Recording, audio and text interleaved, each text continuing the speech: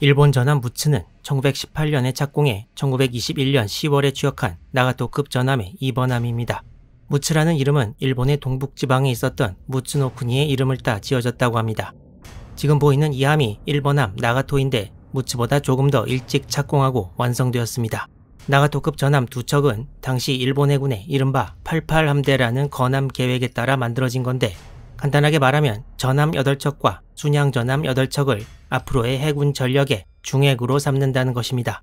이 계획이 처음 만들어진 것이 메이지 40년인 1907년인데 러일 전쟁에서 러시아 해군을 격파하고 자신감이 붙은 일본 해군은 이때 미래의 가상의 적으로 미 해군을 상정하고 이 88 계획을 만들게 됩니다. 그리고 이 16척은 함령 8년 미만의 최신의 함들로 구성될 계획이었습니다. 이때만 해도 1907년이어서 아직 항공모함에 대한 깊은 이해는 없는 상황이었습니다. 이 두 척의 전함은 영국에서 퀸 엘리자베스급 전함의 설계도를 도입해서 일본에서 건조했는데, 만들어질 당시에는 스펙상으로 세계 최강급의 전함이었습니다. 이 그림은 1922년에 미국 잡지에서 전함 나가토를 소개하고 있는 모습입니다. 무츠와 나가토 둘 다 45구경 41cm, 즉 16인치 포를 주포로 8문 탑재했고, 야마토급이 나오기 전까지 그야말로 일본 해군의 상징이라고 할 수 있는 전함들이었습니다. 그리고 비록 일각에서 주장했던 대로 100% 일본 기술과 부품으로 만들어진 것은 아니었지만 일본의 전함 건조 능력도 전 세계에 과시한 역작이었습니다. 무츠가 취역한 지 얼마 되지 않은 1922년에는 미국인 이혼녀와 결혼하기 위해 왕위를 포기한 에드워드 8세가 왕세자 시절에 일본을 방문해 무츠에 탑승하기도 했습니다. 무츠는 1920년대와 30년대 몇 번에 걸쳐 개장을 거치게 되고 중일전쟁 때는 병사들을 상하이로 수송하는 등 임무를 수행했습니다. 태평양 전쟁이 시작되고 나서는 고구려 군지 함장의 지휘로 진주만 기슭과 미드웨이 해전에서 지원 역할을 맡았으나 직접 전투에 참가하지는 않았습니다. 또한 이후 과달카날 전역도 다른 함정들과 함께 지원했고, 동부 솔로몬 해전 때는 미군 정찰기를 향해 포탄 4발을 발사했습니다. 이미 구형 전함이었던 무츠의 최대 속력은 25.3노트가 채 안 되었는데, 전함 히에이 같은 경우에는 개장을 거치고 최대 속력 30노트를 낼 수 있어서 훨씬 뒤졌고, 항모를 중심으로 하는 작전에서 저속 전함은 작전상 요구에 부합하지 않았다는 평가를 일본 해군 스스로 이미 내리고 있어서 무츠가 적극적 공세에 나설 확률은 적었습니다. 무츠는 1943년 1월에 투르크 기지를 떠나 일본으로 향했고 일본에서 상당 기간 머물게 됩니다. 무츠는 알류샨 열도에서 일본군과 미군 간의 전투가 벌어지고 있을 때 이에 대한 지원을 나간다는 계획이 있었지만 이는 결국 취소되고 말았습니다. 참고로 이 채널에서 등장한 사람들 중에 알류샨 전역의 코만도르스키 해전에서 좋지 않은 성과를 거두고 해임된 호소가야 보시로 중장이 1934년 11월부터 1935년 11월까지 무츠의 함장이었고, 에스페란스고 대전에서 아오바에 탑승했다가 전사한 고토 아리토모 소장도 1938년 11월부터 1939년 11월까지 무츠의 함장을 지냈습니다.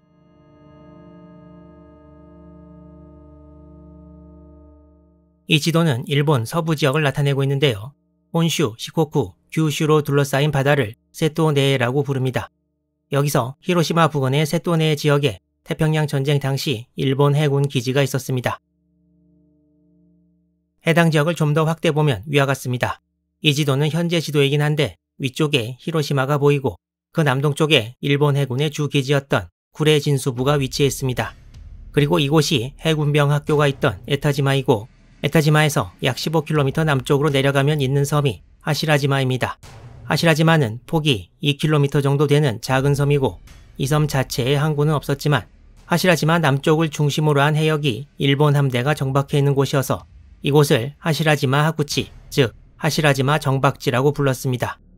1943년 6월 8일 전함 무츠는 이곳 하시라지마 정박지에 닻을 내리고 있었는데 이날 아침 내리던 이슬비가 멈추고 안개가 이 해역을 짙게 감싸고 있었다고 합니다. 이날 오전에 츠치우라 해군항공대 연습생 110여 명과 교관 40여 명이 교육과정상의 함대 실습을 위해 무츠에 승함했습니다. 이때 무츠의 함장은 당시 49세였던 미요시 테루이코 대저였는데 중순양함 묘코의 함장을 거쳐 1943년 3월부터 무츠의 함장으로 재직하고 있었습니다. 이때 무츠 정박지 근해에는 전함 후소를 비롯해 다른 함정들도 있었는데 6월 1일부터 후소의 함장이 된 츠루오카 노부미치 대저가 해군병학교 동기였고 츠루오카 함장이 6월 7일 무츠를 방문해서 미요시 함장과 환담을 나누었다고 합니다. 미요시 함장은 다음 날인 6월 8일 오전 후소를 답방하고 정오 전에 무츠에 돌아와 있었습니다. 정오가 조금 넘은 시각 무츠에서는 수병들이 점심 식사를 일찍 마치고 휴식 중이었습니다.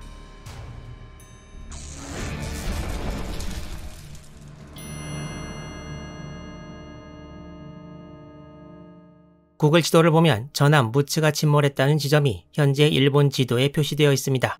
하시라지마 중심부에서 남서쪽으로 약 4.5km 떨어져 있는 지점인데 무츠의 남서쪽 약 1km 지점에 후소가 정박하고 있었습니다. 무츠에는 이때 1474명이 함에 있었다고 전해집니다. 당시 목격자의 증언에 의하면 6월 8일 정오가 조금 지난 12시 15분경 안개가 자욱한 바다 쪽에서 갑자기 굉음이 들려왔습니다. 이 목격자는 전함이 주포 사격을 하는 것으로 생각해 바다 쪽을 보았는데 먼 바다에서 검은색 연기가 치솟는 것을 보았다고 합니다. 이 목격자는 역시 주포 사격 연습일 것이라고 생각하고 다시 일을 하기 시작했는데 사실 이 굉음은 주포 사격이 아니라 전함 무츠의 포탑이 폭발하는 소리였습니다. 이 목격자는 시간이 더 지나서야 침몰해가는 무츠의 모습을 멀리서 보게 됩니다. 사고 당시 무츠와 가장 가까이 있었던 후소에서는 많은 수병들이 갑판으로 나와 무슨 일인지 구경을 했다고 합니다. 하지만 사고 해역의 짙은 안개로 인해 제대로 식별이 안 되는 상황에서 무츠가 있던 쪽에서 검은 연기가 치솟는 것이 보였고 무언가 잘못되었다는 것이 명백했습니다. 후소에서는 수레정을 무츠 쪽으로 파견할 것도 검토했지만 미군 잠수함이 있을지도 모른다는 생각에 수레정 파견은 취소하고 전투 배치 명령이 내려집니다. 하시라지마 정박지는 들어오는 루트에 대한 경계가 엄중했지만 일본 잠수정이 진주만과 시드니에 들어갔듯이 미군이 들어왔을 가능성이 없는 것은 아니었습니다. 이때 하시라지마 정박지에는 무츠와 후소 이외에도 다른 함정들도 있었는데 그중 하나가 후소에서 서쪽으로 2.5km 떨어진 곳에 있던 무츠의 자매함 나가토였습니다. 나가토에서도 무츠에서 폭발이 일어날 때 폭발음을 들었는데 주포 시험 사격인 줄 알았다고 합니다. 그리고 경계를 강화하고 있던 후소에 수레정이 하나 전속력으로 다가왔는데 바로 무츠 근처에 정박해 있다가 사고를 목격한 수레정이었고 이 수레정이 후소에 접근해 무츠 폭침이라고 외칩니다. 사태를 파악한 후소는 가까이 있던 나가토에 이 사실을 그대로 알렸습니다. 당시 나가토에는 제1함대 사령장관 시미즈 미츠미 제독이 탑승하고 있었는데 후소로부터 온 전문을 전달받고 함교에 있던 간부들의 안색이 전부 일거에 변했다고 합니다. 시미즈 장관도 후소처럼 어뢰 공격일 가능성이 높다고 생각하고 나가토에 전투 배치를 명했습니다. 무츠가 어뢰 공격을 받은 것이라고 생각한 것은 나가토와 후소뿐만이 아니었고 통보를 받은 쿨의 진수부에서도 또 있을지 모를 어뢰 공격에 대한 대비를 급히 명령했습니다. 곧 구축함들이 하시라지마 부근의 경계를 강화하기 시작했습니다. 동시에 후소에서는 생존자 구조를 위해 수레정 등을 무츠가 있던 위치로 보내기 시작했습니다. 해역의 안개가 조금 거친 사이 나가토는 무츠의 예정 위치로부터 약 1500m까지 다가갔고 시미즈 사령장관과 다른 간부들은 침몰해가는 무츠의 모습을 목격하게 되었습니다. 시미즈 사령장관 이하 모두 비통한 감정을 숨기지 않았다고 합니다. 당시 증언에 의하면 무츠는 후방 3번과 4번 포탑 부근에서 연기를 내뿜으며 폭발이 일어났고 선체는 이 부근을 중심으로 반으로 잘려버렸습니다. 또한 무게가 360톤에 달하는 3번 포탑이 함교 높이만큼 치솟았다는 증언도 있고 생존한 어느 수병은 폭발 당시 엄청난 수의 철판이 머리 위를 날아다녔다고 회상합니다. 무츠의 절단된 앞부분은 전복되었고 곧 침몰했습니다. 당시 무츠가 침몰하는 모습을 본 목격담에 의하면 완전히 침몰하기 전에 함미 부분이 이렇게 위로 솟구쳐 올랐고 함의 앞부분은 뒤집어져서 붉은색으로 되어 있는 함저가 드러났다고 증언하고 있습니다. 살아남은 수병들은 약 1km 떨어진 후소 쪽으로 헤엄쳐 가기 시작했는데 헤엄치면서 옆을 보니까 같이 헤엄치는 수병들의 숫자가 매우 적었다는 증언도 있습니다.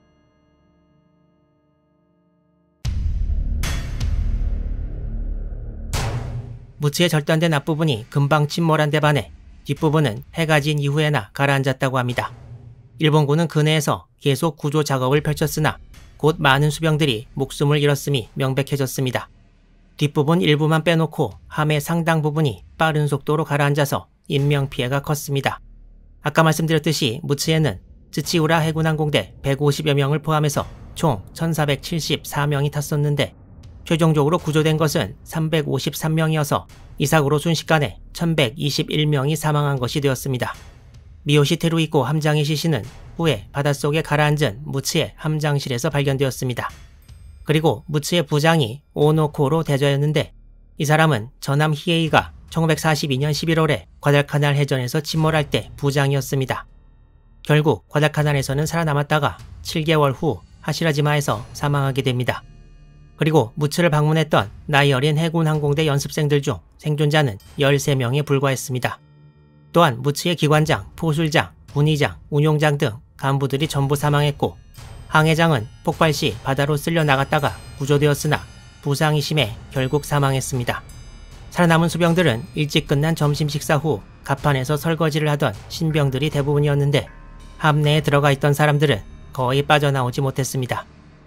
그야말로 순식간에 내 집 안방에서 일어난 대참사를 겪은 일본 해군은 사태 수습에 전력을 다했습니다.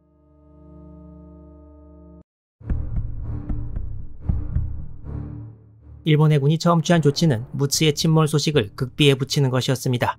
당시 무츠의 침몰 장소에 가까이 있던 일본 군함들은 전함 후소와 나가토 이외에 구축함 타마나미와 와카츠키 그리고 경순양함 다츠다 등이 있었는데 이 함들의 승조원들은 이미 무츠의 폭침 소식을 알고 있었기 때문에 일본 해군은 이 함들의 승조원들의 상륙을 일체 금지하고 무츠에 대한 함구령도 내렸습니다. 또한 당시 이 지역 해상에 안개가 짙게 끼어 있어서 사고를 확실히 목격한 인근 주민들은 없었지만 폭발음은 크게 들렸던 관계로 무슨 일인지 의심하는 주민들이 있을 수 있었고 만약 폭침 비슷한 말을 하고 다니는 사람이 있으면 용서 없이 체포 후 구류하도록 했습니다. 또한 해군에서는 이러한 조치들의 시행을 위해 육군 헌병대의 협조를 구했고 혹시라도 관련 소문이 새어나가지 않게 하기 위해 이 지역 일반인들의 우편 발송도 금지했습니다. 또한 하시라지마와 무츠 침몰 장소 근해에 여러 섬들이 있었는데 이 섬들 연안에 약 2개 중대 450명의 병력으로 여러 그룹을 파견해 침몰한 무츠에서 밀려온 사체나 부유물 등을 주민들보다 먼저 수거, 소각하도록 했습니다. 시간이 지나면서 전사한 무츠 승조원들의 사체도 떠오르기 시작했고 시신들이 일반에 노출되는 것을 막으려는 일본 해군은 무인도였던 하시라지마 남쪽 츠즈키시마에 화장장과 숙박시설을 마련하고 시신들을 바로바로 화장했습니다. 또한 무츠의 생존자들은 전함 후소와 나가토에 거의 감금 상태로 있다시피 했고 각 함의 승조원들과 사적인 대화를 나누는 것을 금지했습니다. 부상자들은 쿠레의 해군병원으로 구축함을 통해 이송되었습니다.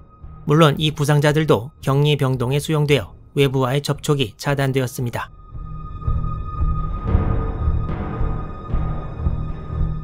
이때 히로히토도 무츠의 폭침 소식을 보고받았다고 하는데요. 미군 잠수함에 대한 경계를 철저히 하라고 당부했다고 합니다. 이렇게 무츠가 침몰한 원인을 일본 측에서는 거의 미군 잠수함으로 보는 분위기였습니다. 일본으로서는 야마모토 히소로쿠 연합함대 사령장관이 전사한 것이 2달도 채 안 되었고 알류샨 열도 아투섬 전투에서 수비대가 전멸한 것이 10일 전이었습니다. 그리고 남태평양에서는 과달카날 이후 준비를 갖추고 있던 연합군의 반격이 그야말로 목전에 다가와 있는 상황이었는데 만약 일본 깊숙이 있는 해군기지에 미국 잠수함이 들어왔다면 이것도 매우 중대한 일이었습니다. 일본으로서는 무츠의 침몰 원인을 철저히 밝혀 확실한 대책을 세워야 했습니다. 미군 잠수함이 일본 본토에 근접해서 하시라지마 정박지까지 오려면 모든 경계망을 뚫고 그야말로 일본 열도 깊숙한 곳까지 진입해야 하는 것이어서 만약 이런 일이 실제로 일어났다면 일본으로서는 전함 한 척의 침몰보다 더 큰 걱정거리를 안게 되는 것이었습니다.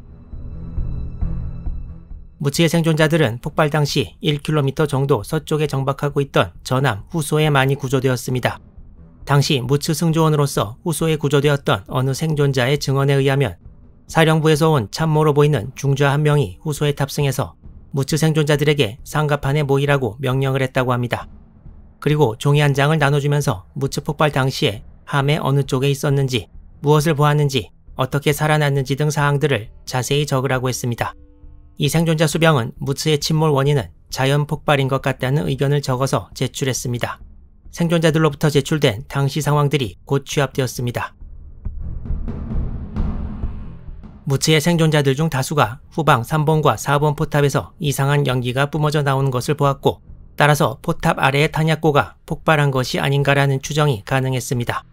또한 폭발 이전 시점에서 무츠로 다가오는 어뢰 항적을 본 승조원들도 한 명도 없었고, 어뢰 맞았다면 어뢰가 함체에 맞는 충격음 이후에 폭발음이 들려야 하는데, 이런 충격음 혹은 어뢰로 인한 물기둥을 보았다는 승조원도 전혀 없었습니다.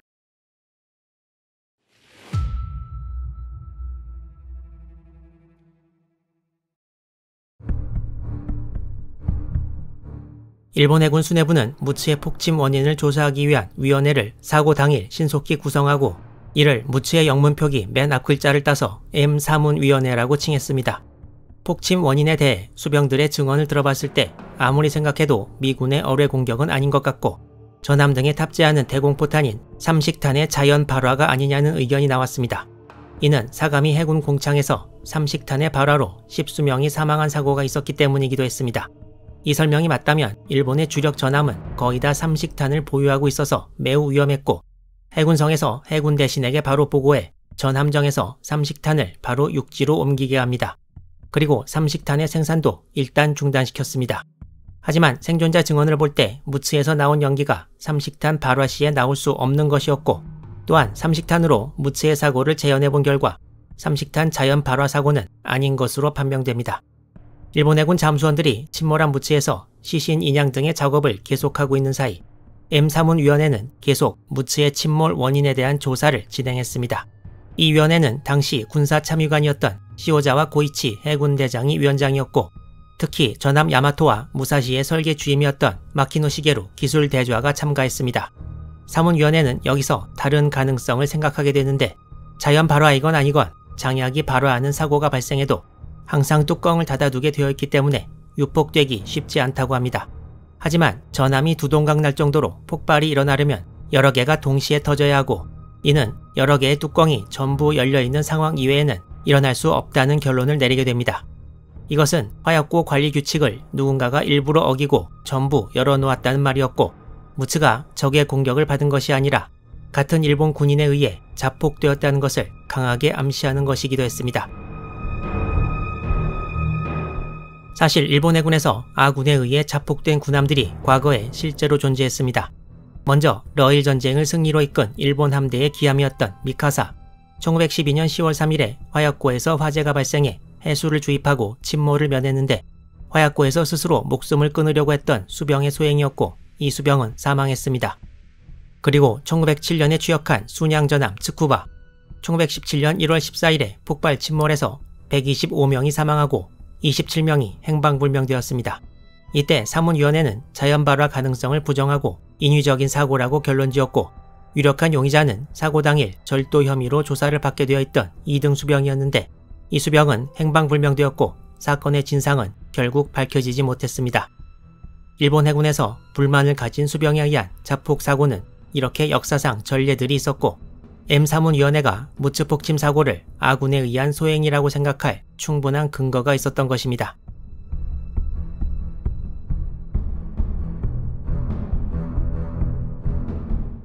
M3위원회는 한 명의 용의자를 특정하는 데 성공했습니다. 그 용의자의 이름은 생존자들이 알고 있으나 어느 기록에도 밝혀지진 않았습니다. 1943년에 들어서면서 함내에서 시계, 돈 등의 도난사고가 다수 발생했는데, 바로 이 2등 병조가 야간 순찰을 돌 때와 많이 겹쳤다고 합니다. 그리고 어느 날 밤 수병 한 명이 잠을 자다가 손목에 무언가 닿는 느낌이 들어 눈을 떠보니 차고 있던 시계가 없어졌고, 위병 5장 완장을 찬 사람 하나가 빠져나가는 것을 보았다고 합니다. 그리고 확인 결과 당시 그 구역에 있었던 위병 5장이 바로 이 2등 병조였다고 합니다.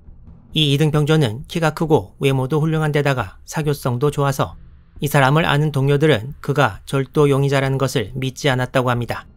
이후 이 2등 병조의 돈 씀씀이가 헤퍼진 것을 의심하던 선임 위병 5장이 직접 불러 대화하면서 함내 도난 사건을 넌지시 화제로 꺼냈으나 표정 등에서 이상한 점은 눈치채지 못했습니다.